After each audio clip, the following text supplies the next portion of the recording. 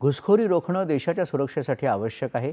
त्याचबरोबर देशाची लोकशाही व्यवस्था प्रदूषित होण्यापासून वाचवण्यासाठीही घुसखोरी रोखणं गरजेचं असल्याचं केंद्रीय गृहमंत्री अमित शाह यांनी म्हटलं आहे। सीमा सुरक्षा दलाच्या 61व्या स्थापना दिनानिमित्त आज गुजरातमधल्या भुज इथं आयोजित केलेल्या कार्यक्रमात ते आज बोलत होते। मात्र काही राजकीय पक्ष या घुसखोरांना वाचवण्यासाठी यात्रा काढतात आणि मतदार याद्यांसंदर्भात निवडणूक आयोग करत असलेल्या कामाला विरोध करतात, अशा शब्दात त्यांनी विरोधकांवर टीका केली। 31 मार्च 2026 पर्यंत नक्षलवादाचं देशातून उच्चाटन होणार असल्याचा पुनरुच्चारही त्यांनी केला।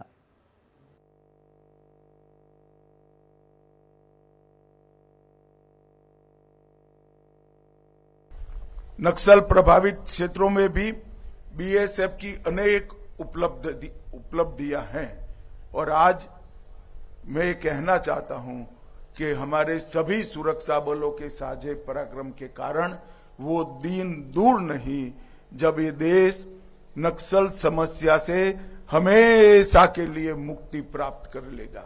हमारा संकल्प है कि 31 मार्च 2026 तक इस देश को नक्सल समस्या से हमेशा के लिए मुक्त कर हमारे आदिवासी भाइयों बहनों के विकास का रास्ता हम साफ कर देंगे, प्रशस्त करेंगे। बीएसएफ देश की सभी सीमाओं पर घुसपैठ को रोकने में लगी है और घुसपैठ को रोकना न केवल देश की सुरक्षा के लिए जरूरी है, देश की लोकतांत्रिक व्यवस्था को प्रदूषित होने से बचाने के लिए भी घुसपैठ को रोकना जरूरी है। हम इस देश में से एक एक घुसपैठिए को चुन चुन कर बाहर निकालेंगे, ये हमारा प्रण है।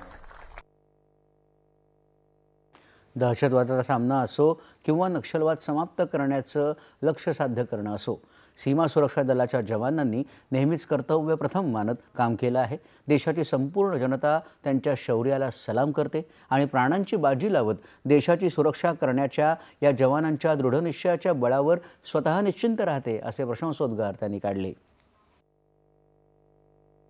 और मैं सभी बल के जवानों को कहना चाहता हूं, न केवल देश के प्रधानमंत्री, न केवल गृह मंत्री, समग्र देश की जनता आपकी वीरता को सैल्यूट करती है, आपकी दक्षता पर भरोसा करती है और आपकी प्राण के अंत तक देश की सुरक्षा करने की धगस से निश्चिंत होकर 12 महीना चैन की नींद सोती है।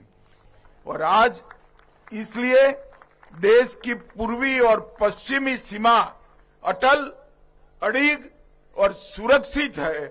इसका बड़ा यश हमारे बीएसएफ के वीर जवानों को जाता है।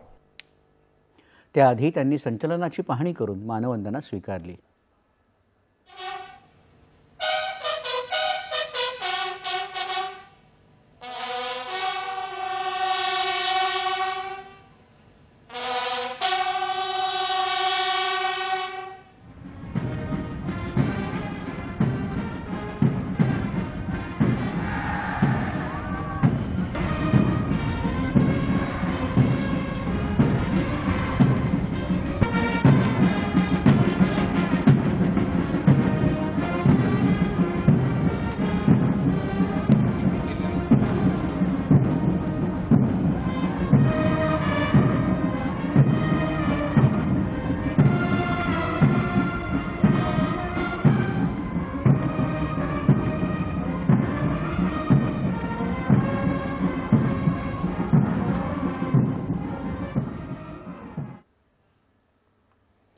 संसदेच्या हिवाळी अधिवेशनाच्या पार्श्वभूमीवर